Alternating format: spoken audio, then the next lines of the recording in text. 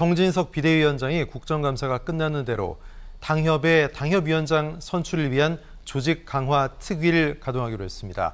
전국의 당협 253곳 가운데 공석이 68곳, 또 4고 당협위원장을 추가로 공모할 방침인데요. 자, 공천과 관련이 있는 만큼 차기 전당대회를 앞두고 민감한 시기입니다. 국민의힘 안팎이 술렁거리고 있다, 이런 얘기도 있는데요. 자, 장 소장님, 실제로 좀 술렁거릴 수 있는 사안이겠죠? 이거 두 가지 부분으로 나눠서 네. 우리가 생각을 해봐야 돼요.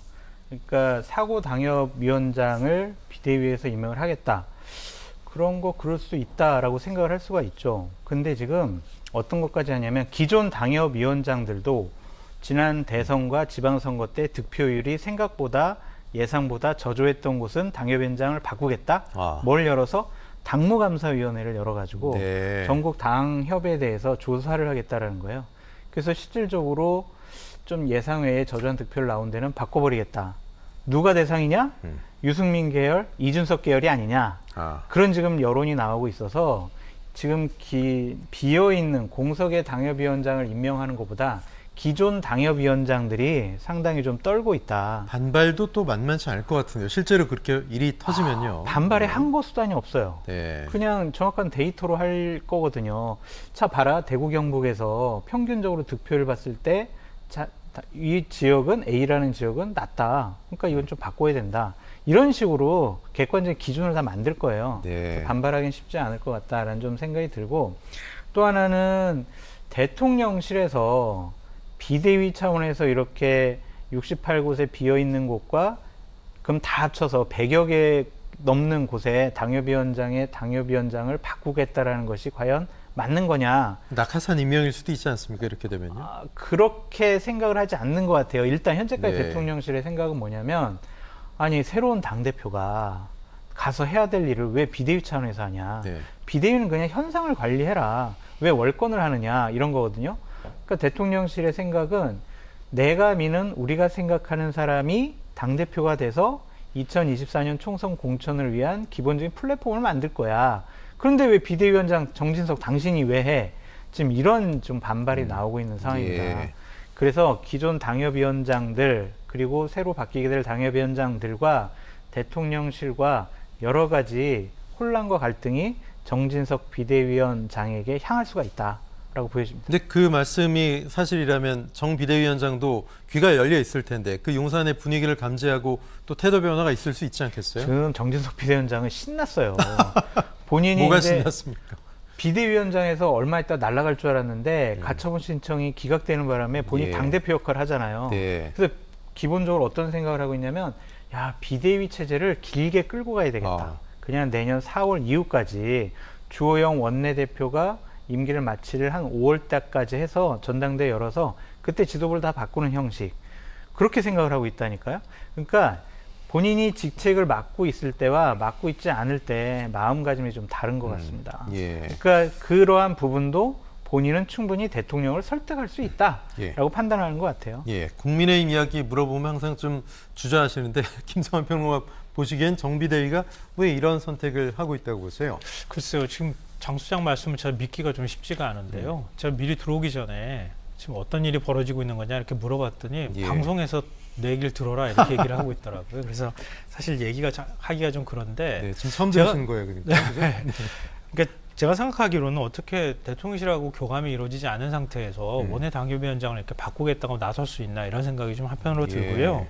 그리고 만약에 전당대회를 빨리 서둘러서 한다고 하면 새로운 당대표가 해도 될 걸 왜 비대위원장 자격을 갖고 있는 사람이 지금 하겠다고 해서 이렇게 당을 분란 속으로 빨려 들어가게 만드나 좀 이상하다는 거예요. 아마 상식적으로 생각하시는 분들은 대다수 그렇게 생각하시지 않을까 싶어요. 그러니까 이준석 전 대표 어찌됐든 내쫓은 거 아닙니까? 쫓겨난 다음에 내친 김에 이준석께도 정리 좀 하고 당을 친윤 중심으로 다시 재편하겠다고 하는 의도를 갖고 있지 않고서야 이렇게까지 일을 서둘러서 원내 당협위원장 다시 선임하겠다 이런 식으로 나오기 저는 좀 쉽지 않을 거라고 봐요. 근데 그걸 대통령실하고 교감 전혀 하지 않고 정진석 비대위원장 혼자서 생각해서 했다? 저는 좀 믿기가 개인적으로 좀 어렵다고 생각하고요. 믿으십시오. 근데 그 혁신위도 있는 상황이잖아요. 아직도 혁신위를 해체한 것도 아니고요.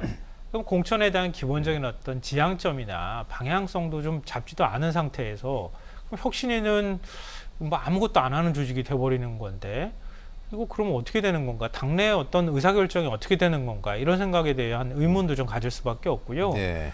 그냥 당협위원장 한 명 교체하는 문제가 아니라 앞으로 당을 안정적으로 꾸려가는 문제, 그리고 총선 공천 문제, 공천권까지 지금 달려있는 문제라고 가정한다면 좀 더 신중하게 문제를 해결하는 게 맞다. 그리고 마지막으로 제가 장 소장한테 여쭤보고 싶은 부분인데 왜 국회 부의장 자리 안 내나요? 내놓는답니다. 언제 내놔요? 12월 27일이 본회의 날이고 네. 11월 달에 본회의가 열리고 돼 있거든요. 그러니까 본회의에서 처리해야 되잖아요.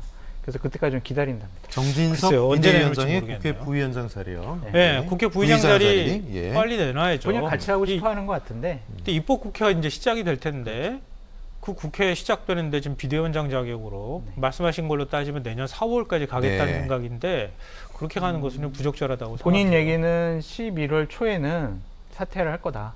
내놓을 거다. 그렇게 얘기해요.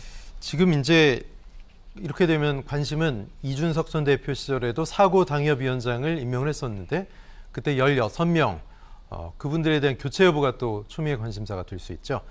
여기에는 이 전 대표와 특히 가까운 의원으로 분류된 허은하 의원, 동대문 의리 지역구입니다. 이분도 포함이 되어 있는데 자 16명을 모두 또 새롭게 싹 바꾼다? 이것 자체도 논란이 있을 수 있을 것 같고 자, 장 소장님 어떻게 보십니까? 그래도 수 있어요. 밀어내기 할 거라고 보십니까? 바꿀 수 있어요. 왜냐하면 내정이잖아요. 그래서 이준석 대표가 사인을 하고 나오지 못한 거를 천추의 한이다. 그런 식의 얘기까지 하더라고요. 흔적 지우기 완전히 다 없애버린다. 그렇죠. 근데 서울 동대문 을 같은 경우에는 국민의힘에 그렇게 유리한 지역은 아니거든요. 그러니까 허은하 의원이 가는 것에 대해서 그렇게 뭐 반대하지는 않을 거는 같은데 험지죠. 뭐 험지요. 여당 입장에서 맞아요. 그죠? 예. 근데 이제 허은하 의원은 워낙 드러내놓고 이준석 대표 편을 들었기 때문에 상당히 미운 털로 박혀 있다라고 볼 수밖에 없고 당협위원장 정비 이런 것들이 과연 비대위원장이 해야 될 일이냐. 전 이렇게 좀 비유할게요. 박근혜 전 대통령이 탄핵당했습니다. 장관 자리가 비어 있어요. 그것을 당시에 황교안 대통령 권한대행이 장관 자리를 임명하는 것과 기존 장관들 업무 역량 파악을 해가지고 장관들 몇 명 바꾸겠다. 이건 맞지 않잖아요. 그러니까 이것은 상당히 월권이고 정진석 비대위원장이 스스로 당대표직에 취해 있는 것 같아요. 봐보세요. 비대위원장이 왜 국감 시즌에 지금 대구에 가서 비상대책위원회 회의를 하며 서문시장에 가서 어묵을 먹는 흉내를 왜 내냐고요. 그 대선 주자들이 보통 어묵 먹는 그럼요. 거죠? 저거는 비대위원장이 자신의 본분을 좀 망각한 것이 아니냐. 그런 비판도 나오고 뭐 전술핵 재배치 문제도 얘기하고 시민사관 얘기도 하고 지금 저거는 상황을 관리하는 비대위원장의 모습이 아니에요. 뭔가 상당히 좀 자신감이 많이 차 있는 좀 오버하는 모습을 보이고 있다.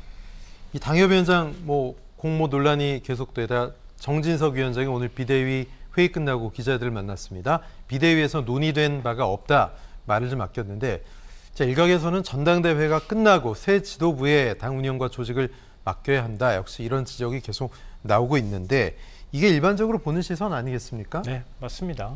그러니까 왜 지금 원외 당협위원장 임명하겠다고 또 얘기하고 있겠어요.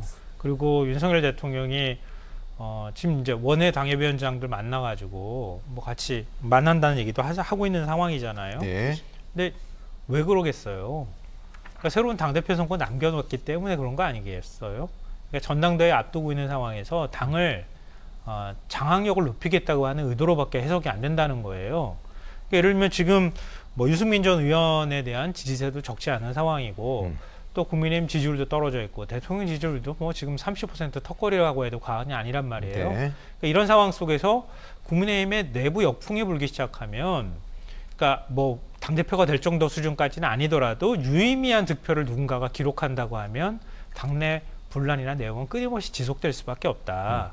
그 분란이나 내용이 내후년 총선 때까지 어찌됐든 윤석열 정부에 대한 국민의 기대감이 생기지 않으면 지금 영남권 정당화되어 있는 지금 국민의힘 내부에서 어떻게 충청 넘어서 수도권까지 지금 총선에서 이기는 정당으로 바뀔 수 있겠어요. 그만큼 지지율이 안 나오기 때문에 안 된단 말이에요. 결국은 이번에 당대표가 누구보다도 어떤 사람이 되느냐가 매우 중요한 상황이고 친윤계 당대표를 만들 필요가 있다고 하는 거예요.